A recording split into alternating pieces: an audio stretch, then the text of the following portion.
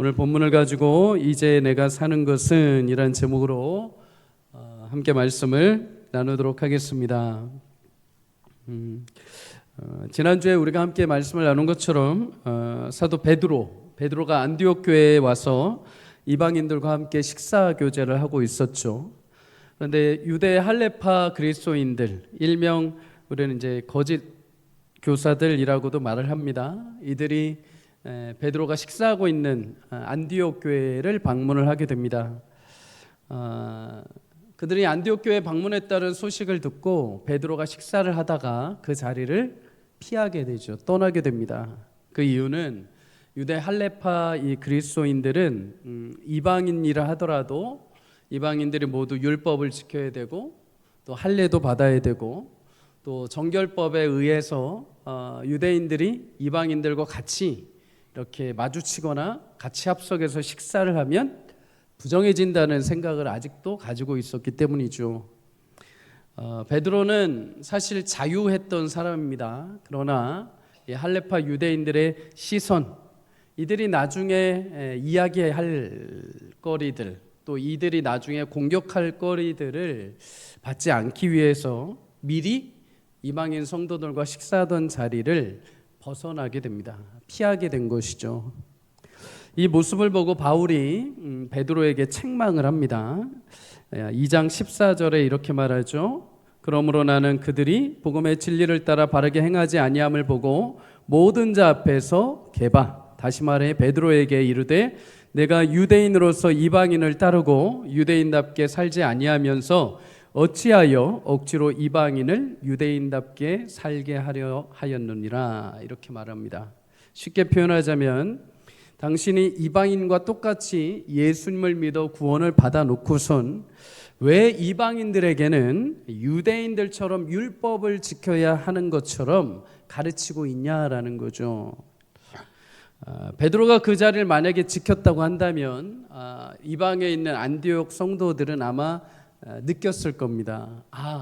우리가 예수님을 믿어서 구원을 얻었다는 것, 유대인들과 차별 없이 구원을 얻었다는 것이 이런 것이구나. 그런데 그 자리를 피함으로 인해서 이방인 그리스도인들은 이제 혼란을 가지게 된 거죠. 분명히 베드로가 우리도 같이 구원받았다고 했는데 저가 왜 우리를 피해가는가, 이러면서 신앙에 있어서 흔들림이 시작돼 버린 것입니다. 신앙생활을 하다 보면 그리스도인들은 다른 사람들에게 본을 보여야 할 때가 있습니다. 그죠? 어쩔 수 없이 본을 보여야 할 때가 있습니다. 최근에 둘째 아이가 이제 학년을 마치고 학교 선생님에게 편지를 받아왔습니다. 학교 선생님이 아이한테 타이틀에 이렇게 적어서 보내셨습니다. 사랑하는 나의 감시자 땡땡땡, 이렇게 보내오신 거예요. 사랑하는 나의 감시자, 이게 무슨 말인가? 우리 자녀들은 아무래도 이제 목회자 자녀이다 보니까 학교에서 선생님들이 반이 배정될 때 선생님들한테 궁금한 게 있습니다. 선생님이 교회를 다니냐 안 다니냐, 이거를 되게 궁금해합니다. 그래서 선생님들이 그래도 교회를 다니시면 이제 마음이 좀 푸근해지는 거죠. 열리는 거죠. 둘째가 연초에 담임 선생님이 이제 교회 다니는 분이라는 것을 이제 알았던 겁니다. 그런데 이렇게 급식 시간에 선생님을 이렇게 딱 본 거죠. 근데 선생님이 급식 시간에 기도를 안 하시는 거예요. 그거를 보고 냉큼 달려가서 선생님 왜 교회 다니는데 기도 안 해요? 이렇게 얘기를 한 거죠. 그래서 그 선생님이 그날부터 점심시간마다 이 아이 눈치 보면서 계속 기도를 시작하신 겁니다.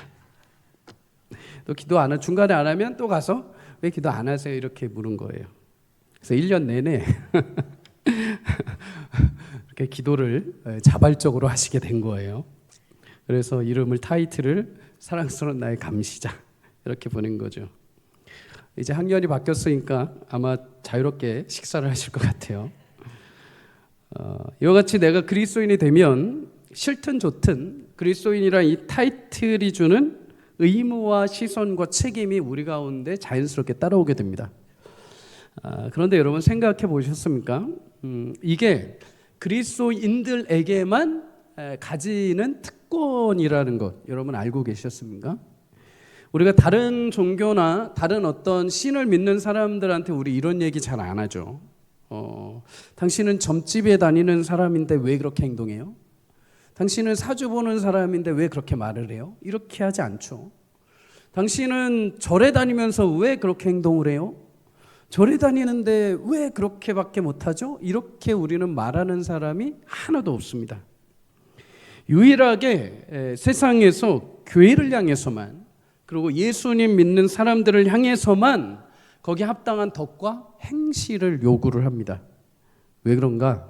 마태복음 5장 13절에서 16절까지 함께 읽어보도록 하겠습니다. 시작. 너희는 세상의 소금이니 소금이 만일 그 맛을 잃으면 무엇으로 짜게 하리요?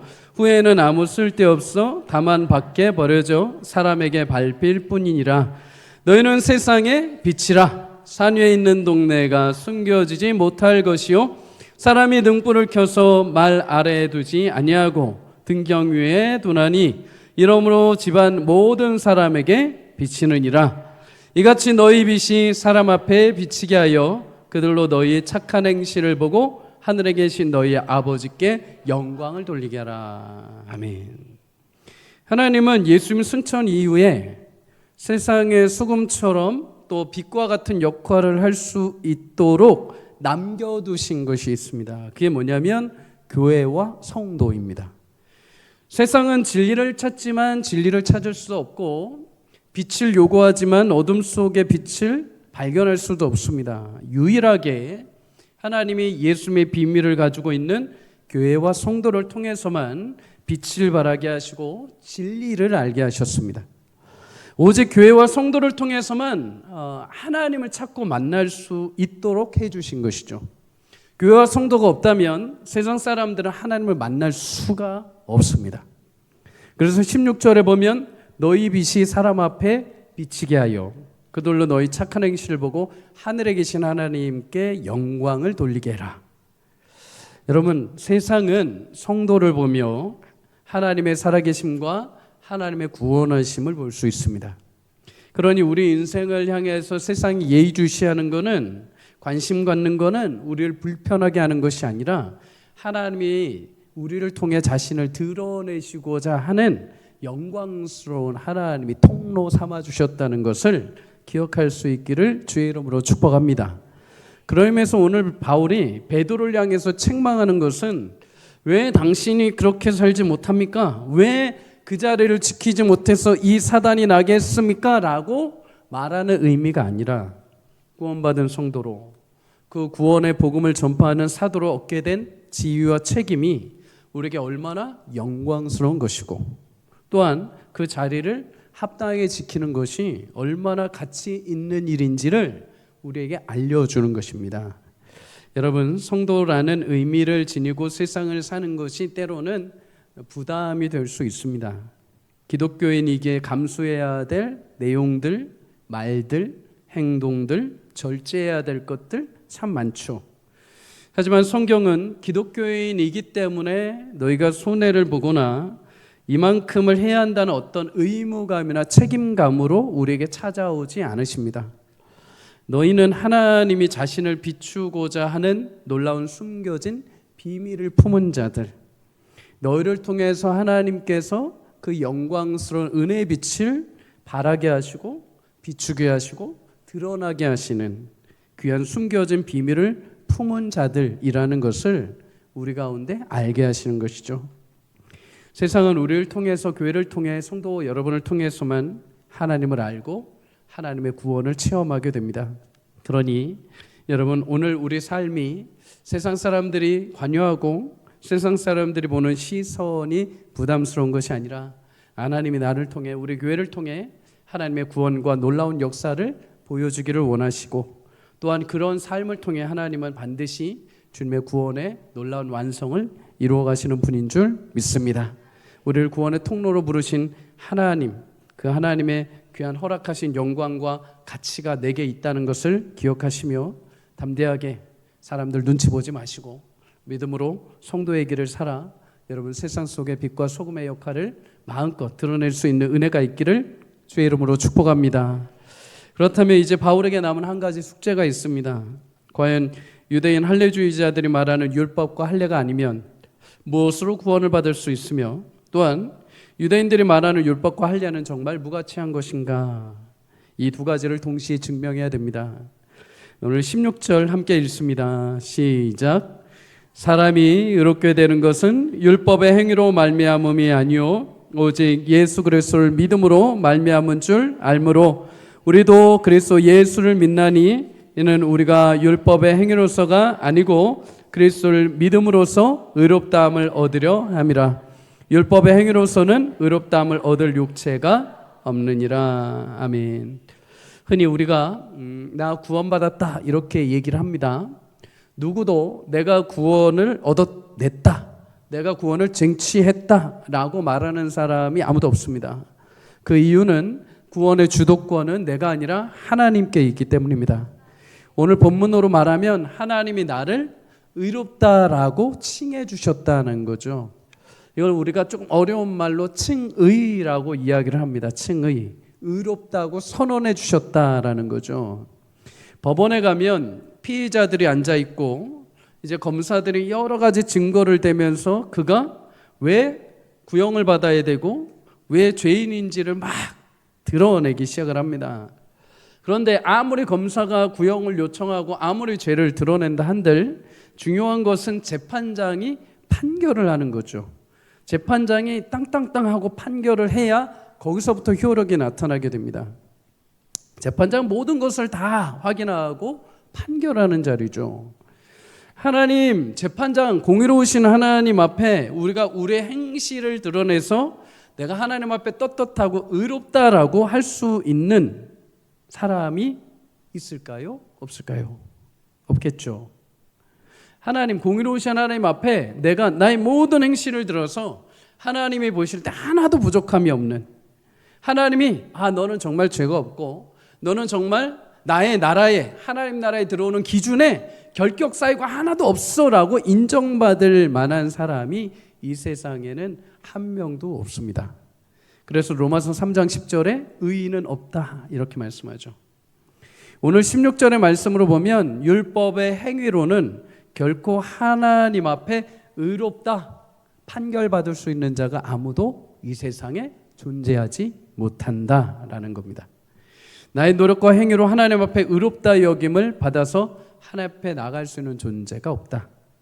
만약 율법적인 행동으로 하나님 앞에 자신을 좀 드러내 보이려고 하나님 앞에 내가 어떤 행동들을 함으로 인하여서 하나님 앞에 의롭다라고 인정받으려고 하는 사람이 있다면, 내가 나의 노력으로 내가 구원에 이를 수 있다고, 내가 착한 행실을 해서, 내가 예수 믿는 가정에 태어나서, 내가 어떤 은밀한 하나님의 음성을 들어서, 내가 어떤 신비롭고 초자연적인 어떤 능력을 가지고 있어서 내가 하나님 앞에 설 때 나는 그만한 자격이 있어라고 스스로 여길 수 있는 사람이 있는가? 없다는 것입니다. 오히려 자신의 행위로, 자신의 율법으로 무엇인가를 노력하면 어떤 결과가 주어지는가? 오늘 19절에 내가 율법에 대하여 죽었다 이렇게 말합니다. 율법이 나를 죽인 것이 아니라 율법으로 하나님 앞에 가려고 하는 그 자체가 불가능하다는 것입니다. 사람의 노력으로는 하나님 나라에 갈 수도 없고 하나님 앞에 떳떳하게 얼굴을 디밀 수도 없다는 거죠. 로마서 3장 20절은 이렇게 말합니다. 그러므로 율법의 행위로 그 앞에 의롭다 하심을 얻을 육체가 없나니 율법으로는 죄를 깨달음이라. 율법의 기능은 구원에 이르게 하는 게 아닙니다. 율법은 우리가 얼마나 죄인이고 우리가 얼마나 연약한 자인지를 알게 하는 거죠. 그래서 그 율법은 우리를 어디로 인도한다고요? 예수님에게 인도한다고요. 그래서 우리가 나중에 또 갈라디아서에 보겠지만 율법을 가리켜 몽학선생이라고 합니다. 몽학선생. 몽학선생이라는 것은 고대에 교사가 있으면 교사보다는 조금 어린아이들을 가리키는 선생님.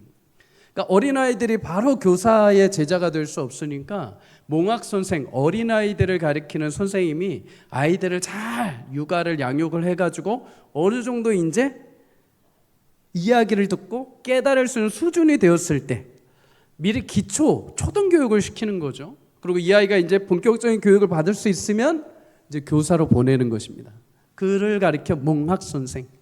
율법은 그런 거라는 거죠. 우리가 어떤 존재이고 우리가 구원을 얻음으로 어떤 역할을 감당해야 되고 근데 우리의 한계가 무엇이고 그래서 우리를 어디로 인도한다? 예수님께 인도하는 것. 율법은 역할이 우리의 죄를 깨닫게 해서 예수님을 향하게 만드는 것입니다. 그래서 우리가 율법의 어떤 행위로 하나님 앞에 내 의를 자랑하거나 노력하려고 하면 할수록 우리는 계속 한계에 부딪힙니다. 그래서 여러분들이 나와서 대표기도 하실 때 종종 그런 기도를 하시잖아요. 한 주간에도 하나님의 뜻을 따라 살려고 했지만 하나님 한 주간에도 죄를 범했습니다. 용서해 주십시오. 그래서 항상 우리는 은혜를 구하는 국률. 항상 그 말씀을 따라 살려고 노력은 하고 발버둥 치지만 그 결과에 실패해서 어디로 옵니까? 예수님이 십자가 앞에 오잖아요. 그래서 십자가의 앞에 와서 예수님 용서해 주십시오. 이렇게 되는 겁니다. 그럼에도 불구하고 유대인 할례파 그리스도인들은 왜 끝까지 율법, 끝까지 할례를 계속해서 주장했는가? 그 이유는 바로 아브라함을 조금 이들이 오해했기 때문입니다. 아브라함은 유대인들의 조상이죠. 혈통적 조상입니다. 이들은 자신들 마음에 어떤 생각이 있었냐면 하나님이 아브라함을 찾아와서 아브라함에게 약속하셨고 아브라함을 통해서 그 민족을 통해 구원을 이루신다고 약속해 주셨다는 거죠. 그 후손이 자신들이라는 거예요. 그런데 아브라함을 통해서 하나님이 한 가지 주신 게 있는데 할례가 있죠. 할례. 그래서 우리는 아브라함의 혈통이고 아브라함이 행한 할례까지 우리는 행한 자들. 그러니까 우리는 혈통적으로 보면 아브라함의 후손이고 아브라함이 준 율법을 가지고 있고 그리고 할례까지 행했으니까 완벽한 약속의 후손들. 우리만이 하나님이 허락하신 하나님의 자녀들이라는 겁니다. 만약에 이방인들이 너희가 하나님 나라에 들어가길 원한다면 너희는 혈통적으로는 이미 불가능한 자들. 만약에 하고 싶다면 되고 싶다면 우리처럼 율법을 지키고 할례라도 행해야 된다. 이렇게 조건을 내건 것이죠. 그러면 여러분 정말 아브라함이 율법을 잘 지키고 그가 할례를 했기 때문에 하나님이 구원을 해주셨고 그의 후손들이 하나님의 자녀라고 말씀을 하셨을까요? 로마서 4장 1절에서 3절을 함께 읽습니다. 시작. 그런즉 육신으로 우리 조상인 아브라함이 무엇을 얻었다 하리요? 만일 아브라함이 행위로서 의롭다 하심을 받았으면 자랑할 것이 있으려니와 하나님 앞에서는 없느니라. 성경이 무엇을 말하느냐? 아브라함이 하나님을 믿음에 그것이 그에게 의로 여겨진 바 되었느니라. 아멘. 아브라함도 하나님 앞에 자랑할 것이 없다고 합니다. 왜요? 하나님 앞에 의롭다 여김을 그가 받은 것은 율법을 잘 지켜서가 아니라 할례를 행해서가 아니라 3절에 보면 그가 하나님을 믿었을 때 하나님이 그것을 그의 의로 여겨주셨다. 창세기 15장에 보면 아브라함이 두려움에 휩싸인 시간이 있었습니다. 14장에 창세기 14장에 보면 조카 룻이 이제 내 연합군의 왕에서 잡혀갔을 때 자신의 몸종들로 키운 군사들 318명을 데리고 가서 왕들을 깨고 자기의 조카 룻을 가정을 구해오죠. 그런데 이렇게 시간이 지나고 두려움에 휩싸입니다. 왜요? 이 왕들, 내 왕들, 패했던 왕들이 전열을 가다듬고 다시 자신에게 공격해 오면 이걸 감당하기 어려운 겁니다. 만약에 다시 전쟁을 하다가 내가 죽게 되면 나는 지금 내 약속의 후손도 없는데 그럼 어떻게 해야 되나? 생각하던 것이 내 몸종 엘리에셀, 지금 나를 섬기고 있는 몸종 엘리에셀이 내 뒤를 이어서 내 가문을 이어갈 것이다. 이런 두려움과 염려에 휩싸였던 거죠. 그런 아브라함에게 하나님 찾아와서 말씀을 하십니다. 아브라함아, 너의 몸에서 날 자가 너의 상속자가 될 것이다. 그리고 아브라함을 밖으로 이끌어내셔서 하늘의 별들을 보게 하십니다. 저 별들처럼 내 자손이 이와 같을 것이다. 이때 아브라함이 뭐라고 하나님 앞에 답을 하는가? 창세기 15장 16절에 아브라함이 여호와를 믿으니 여호와께서 이를 그의 의로 여기셨다. 아브라함은 후손에 대한 약속을 하신 하나님을 믿었습니다. 그리고 하나님은 아브라함의 그 믿음을 보시고 그를 의롭다라고 말씀해 주셨죠. 율법을 통해 의로움이 아니라 하나님을 믿었을 때 의롭다. 사랑하는 여러분, 우리 하나님을 믿을 수 있기를 축복합니다. 어려움과 여러 두려움과 아브라함처럼 여러 가지 상황과 환경이 나를 막 둘러싸고 내 가정에, 나의 남편 직장에, 나의 자녀들의 인생에 여러 가지 일이 둘러싸였을 때 그때 어떻게 하지 하고 내 인간적인 방편으로 생각하다가도 하늘의 별을 보며 너희 자손이 이렇게 많을 것이다 라고 약속하신 하나님을 믿었던 아브라함, 하나님의 그를 의롭다 여기신 것처럼 여러분 마음 가운데 두려움이 몰려올 때, 상황과 환경이 막 나를 둘러쌀 때 우리 가운데 약속의 은혜로 찾아오신 하나님을 믿는 은혜가 있기를 주의 이름으로 축복합니다. 하나님이 열고 닫으실 줄 믿습니다. 하나님이 온전하게 풀어가실 줄 믿습니다. 그러면 여러분, 아브라함에게 율법이 언제 주어졌을까요? 아브라함이 죽고 난 이후에 400년 후에 모세 시대에 주어집니다. 율법은 그 이후에 주어진 겁니다. 그러면 할례는 어떨까요? 창세기 15장에 하나님이 아브라함을 모시고 의롭다라고 칭해 주시죠. 그리고 할례는 17장에 행합니다. 17장에. 무슨 말인가? 할례를 받아서 의인이 된 것이 아니라 의인이 된 아브라함에게 하나님은 약속의 증표로 할례를 행하게 하신 거죠. 그러면 의인이 된 것이 먼저인가? 할례가 먼저인가? 당연히 의인이 먼저인 것이죠. 믿음으로 의인이 된 것이 먼저인 것입니다. 그렇다면 이제 우리는 이렇게 결론을 내릴 수 있습니다. 아브라함은 유대인들만의 조상도 아니요, 그들의 조상도 맞지만 동시에 이방인들의 조상도 되는 것입니다. 왜요?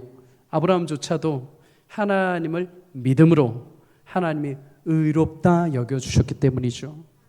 이방인 된 자들, 특히 우리들도 이방인들입니다. 우리도 유대인 혈통이 아니죠. 근데 우리도 아브라함을 조상이라고 말할 수 있는 이유는 아브라함이 믿음으로 하나님의 의에 이른 것처럼 우리도 믿음으로 하나님의 의에 이르기 때문인 줄 믿습니다. 그래서 로마서 4장 16절을 이렇게 말합니다. 함께 읽습니다. 시작. 그러므로 상속자가 되는 그것이 은혜에 속하기 위하여 믿음으로 되나니 이는 그 약속을 그 모든 후손에게 굳게 하려 하심이라. 율법에 속한 자에게뿐만 아니라 아브라함의 믿음에 속한 자에게도 그러하니 아브라함은 우리 모든 사람의 조상이라. 아멘. 할례파 유대인들이 자신들만이 아브라함의 후손이요 율법과 할례로 구원의 증표를 삼았다고 하지만 실상은 아브라함도 믿음으로 구원을 받은 자요, 이방인들 역시 믿음으로 구원을 받았기에 우리 모두가 다 하나님의 의에 이르는 상속자가 된 줄 믿습니다. 사랑하는 여러분, 우리는 오직 믿음으로 하나님의 자녀가 됐습니다. 하나님의 신실하심을 믿으시기를 축복합니다. 하나님 나를 향해서 구원하신다는 약속을 믿을 수 있기를 축복합니다. 그러면 이제 오늘날 우리에게 다시 한번 질문을 해봐야 됩니다. 하나님은 아브라함이 자신에게 약속하신 그 태어날 이삭에 대한 후손에 대한 약속을 주셨죠. 아브라함은 그 약속을 믿었습니다. 그러면 우리는 우리에게 허락하신 약속은 무엇인가? 우리에게 주신 것은 무엇인가? 우리는 무엇을 믿어야 되는가? 고린도서 5장 21절은 말합니다. 하나님이 죄를 알지도 못하신 이를 우리를 대신하여 죄로 삼으신 것은 우리로 하여금 그 안에서 하나님의 의가 되게 하려 하심이라. 아멘. 우리는 율법으로 결코 스스로 의로워질 수 없고 하나님 앞에 갈 수 없는, 하나님 나라에 들어갈 수 없는 존재들입니다. 대신 하나님은 우리가 하나님의 구원을 얻고 하나님 편으로 갈 수 있는 길을 주셨습니다. 바로 예수 그리스도이십니다. 예수님이 이 땅에 오셔야만 했던 이유는 이거 하나입니다. 우리의 죄 때문이요. 우리 죄라는 것은 도덕과 윤리가 아니라고 말씀드렸습니다. 하나님과의 관계가 틀어진 것, 깨진 것을 말씀드렸죠. 하나님과 예수님은 삼위일체로 연합되신 분, 굉장히 친밀하신 분입니다. 두 분이. 근데 그 친밀함 가운데 우리를 같이 껴주시기 위하여, 우리를 같이 그 친밀한 가운데 넣어주시기 위하여 예수님이 이 땅에 오셔서 우리의 모든 죄를 감당하시고 십자가에서 죽으셨습니다. 그리고 예수님이 하나님과 그 친밀하신 관계의 의로움, 그 의로움을 우리한테 주시고 우리의 모든 죄는 자신이 가지시고 십자가에서 죽으시고 부활해 주셨습니다. 로마서 5장 1절은 그래서 이렇게 말합니다. 그러므로 우리가 믿음으로 의롭다 하심을 받았으니 우리 주 예수 그리스도로 말미암아 하나님과 화평을 누리자. 아멘. 예수님을 통해서 이제 하나님 앞에 내가 정죄 받지 않아도 무죄한 자로 하나님이 나를 의롭다 여겨주시는 것입니다. 원수들이 나를 향해서 수없이 비방하고 나를 향해서 수없이 공격해도 판결자이신 하나님이 아니다, 쟤는 내 자녀가 맞다 하면서 땅땅땅 인정해 주셔버리는 것이죠. 하나님과 화목하게 되었다. 여러분, 이 사실을 믿고 고백할 수 있기를 주의 이름으로 축복합니다. 우리의 살 길은 오직 그래서 예수님이십니다. 우리가 의롭게 되고 하나님 앞에 우리가 떳떳하게 그 보좌 앞에 나갈 수 있고, 매주마다 우리가 반복적으로 우리 죄를 고백하면서도 또다시 다음 주에 고백할 수 있는 이유는 예수님의 십자가의 은혜인 줄 믿습니다. 하나님 앞에 의롭다 여김을 받을 수 있는 길, 내 인생이 복되고 영광스러운 길, 심지어 내가 어려운 사망의 골짜기를 다닐지라도 해를 두려워하지 않을 수 있는 이유는 예수님이 우리 가운데 찾아오셨기 때문입니다. 예수님을 의지하고 예수님 십자가 부활의 소망을 믿을 수 있기를 주의 이름으로 축복합니다. 그래서 바울이 오늘 우리 가운데 가장 유명한 고백을 합니다. 우리 2장 20절을 함께 읽습니다. 시작. 내가 그리스도와 함께 십자가에 못 박혔나니 그런즉 이제는 내가 사는 것이 아니요 오직 내 안에 그리스도께서 사는 것이라. 이제 내가 육체 가운데 사는 것은 나를 사랑하사 나를 위하여 자기 자신을 버리신 하나님의 아들을 믿는 믿음 안에서 사는 것이라. 아멘. 여러분, 바울의 이 고백이 왜 성도들한테 가장 유명하고 또 우리가 늘 암송으로 익히는 말씀일까요? 바울은 율법을 통해서 하나님 나라에 들어가기 위해서 열심을 다했던 사람입니다. 율법을 통한 자신의 노력의 정당성을 이루기 위해서 교회를 핍박했던 자이죠. 그러나 그런 노력은 오히려 예수님과 멀어지는 일이었습니다. 오히려 예수님과 멀어지고 예수님의 교회를 파괴하는 일이었죠. 그런 바울을 예수님은 다메섹 도상에서 만나 주셨습니다. 바울은 예수님을 핍박하고 죽이려 했는데 오히려 예수님은 바울을 살리고 예수님의 참된 구원의 길이 무엇인지를 알려주시기 위해서 찾아오셨습니다. 만나 주셨습니다. 왜 그렇게까지 하셨는가? 20절에 고백하죠. 나를 사랑하사 나를 위하여 자기 자신을 버리셨다. 바울은 자신의 의를 위해서 예수님과 교회를 박해했는데 예수님은 거꾸로 바울을 사랑하여 바울을 위하여 바울을 위해 자신을 버리시고 이 땅에서 그를 만나 주셨습니다. 이 사랑을 깊이 체험한 바울이 고백합니다. 그래서 이제 내가 예수님과 함께 죽었다. 십자가에서 예수님 죽으신 뿐만 아니라 그때 나도 예수님과 함께 죽은 자이다. 사랑하는 성도님들, 우리도 마찬가지인 줄 믿습니다. 예수님이 십자가에서 죽으실 때 예수님은 자신의 죄 때문에 죽으신 게 결코 아닙니다. 오해하시면 안 됩니다. 예수님 오셔서 그냥 십자가에 죽으셨다고 하니까 원래 죽으셔야 할 길이었어 이렇게 생각하시면 안 됩니다. 예수님이 십자가 골고다 길을 향하신 이유는 바로 나의 죄 때문입니다. 나의 죄. 내가 지어야 될 죄값을 대신 지불하신 것입니다. 여러분, 우리가 죄값을 지불하면 안 될까요?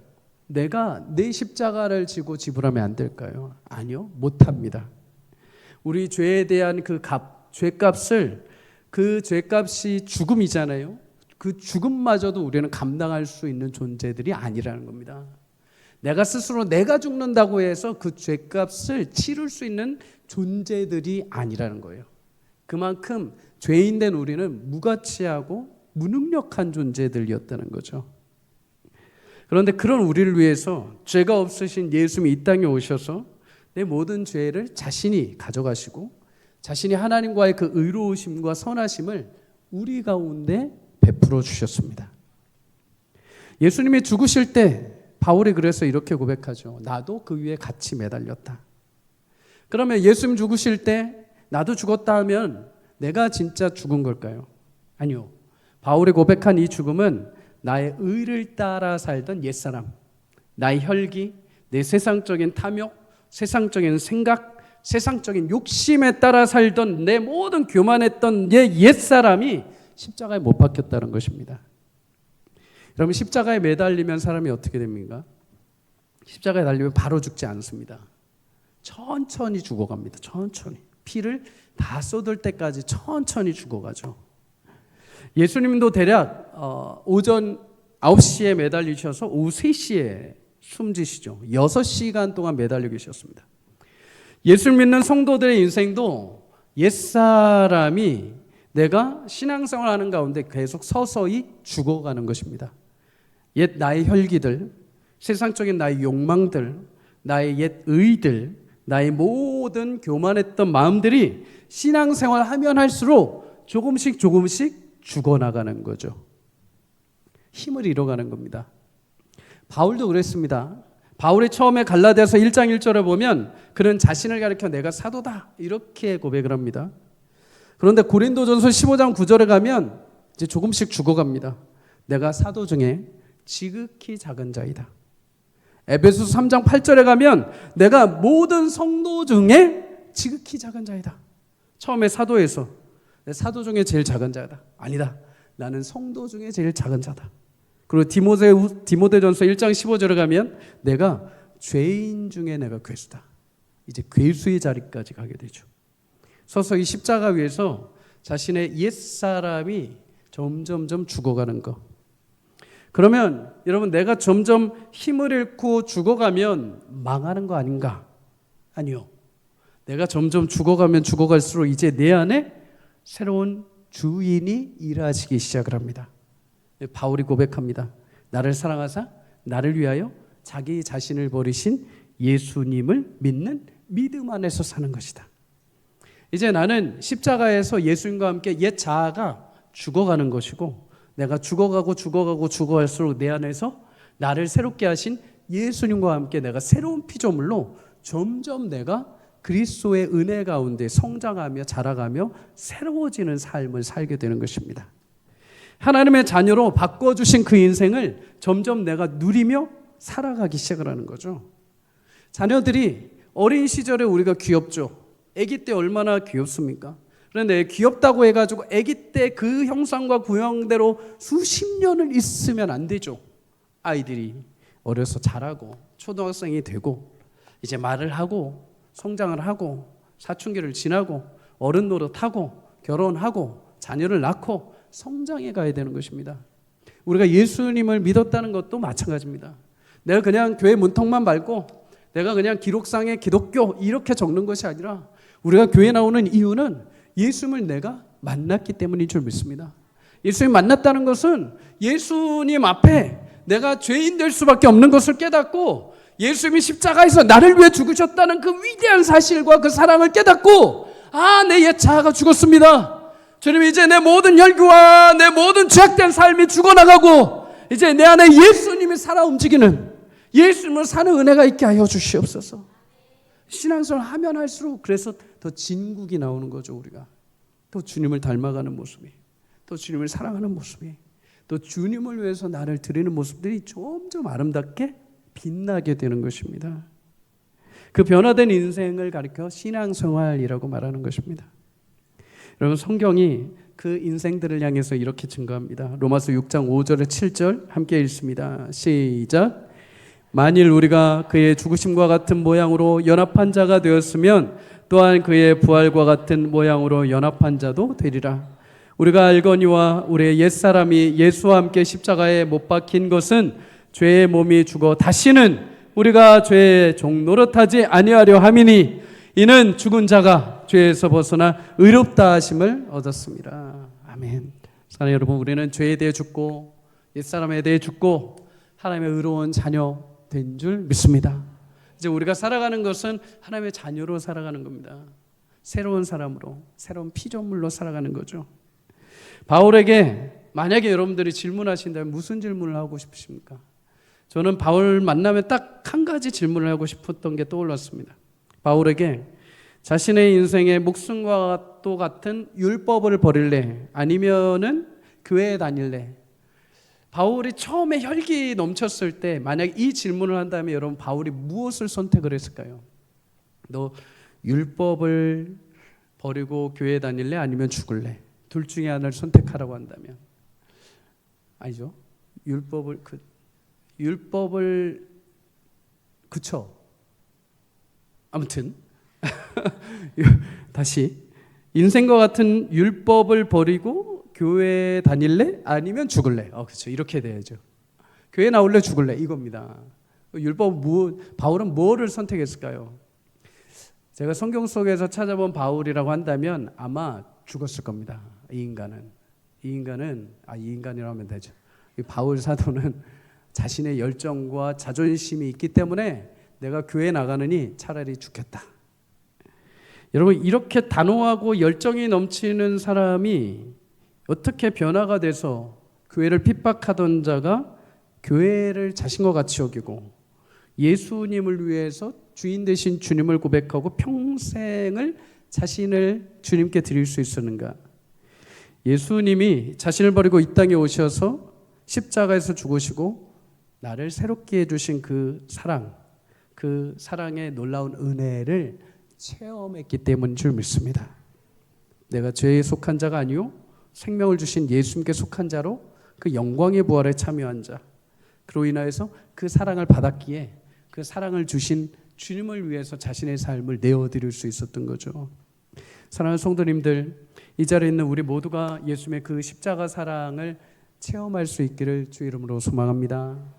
주님을 사랑하는 자들은, 주님을 만난 자들은 뜨겁게 예배할 수밖에 없습니다. 뜨겁게 주님을 찾을 수밖에 없고, 찬송할 때 당연히 내 목소리로 찬양할 수밖에 없습니다. 주님을 만났기 때문이죠. 여러분 모두가 다 주님 만나고 구원받는 은혜가 있기를 주 이름으로 축복합니다. 주님 만나고 변화되는 은혜가, 새로운 피조물이 되는 역사가 있기를 주 이름으로 소망합니다. 한국 초대교회의 유명한 깡패였던 김익두라는 분이 있었습니다. 그런데 이분이 예수님 만나고 목사님이 된 거예요. 이 목사님은 예수님을 믿고 회개한 다음에 맨 처음에 한 일이 뭐냐면 자신을 아는 사람들한테 부고장을 보낸 겁니다. 자기가 죽었다고 부고장을 보낸 겁니다. 김익두는 죽었다. 사람들이 이 깡패 김익두가 죽었다는 부고장을 받고 모두 다 기뻐했습니다. 너무 기뻐했습니다. 얼마나 평소에 이 김익두 목사님이 잔인하고 못된 일을 많이 했는지, 그럼 잘 죽었다. 죽어도 싸다. 속이 시원하네. 막 이렇게들 사람이 여긴 겁니다. 그런데 어느 날 사람들이 많은 시장 한복판에 이 김익두 목사님이 짜잔 하고 나타난 거죠. 죽었다고 알았던 이 김익두 목사님이 한 손에 성경책을 들고 이렇게 나타난 겁니다. 사람들이 막 놀라기 시작을 했습니다. 어떤 사람은 김익두 자신이 죽었다고 했으니까 진짜 죽었나 한번 확인해 보자 해가지고 양동이에 물을 떠가지고 이렇게 물을 확 김익두 목사님한테 뿌렸습니다. 그때 김익두 목사님이 아무렇지 않은데 그냥 물을 툭툭툭 털더니 그 물 끼얹은 사람한테 이렇게 얘기를 했습니다.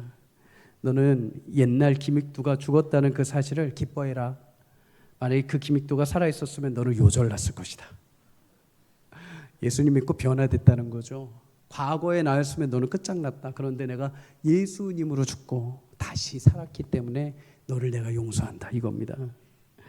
여러분, 예수님의 십자가 그 은혜와 사랑을 통해 주님이 내 안에 임하시고 과거에 내 옛사람이 죽고 새롭게 되는 은혜가 있기를 주 이름으로 축복합니다.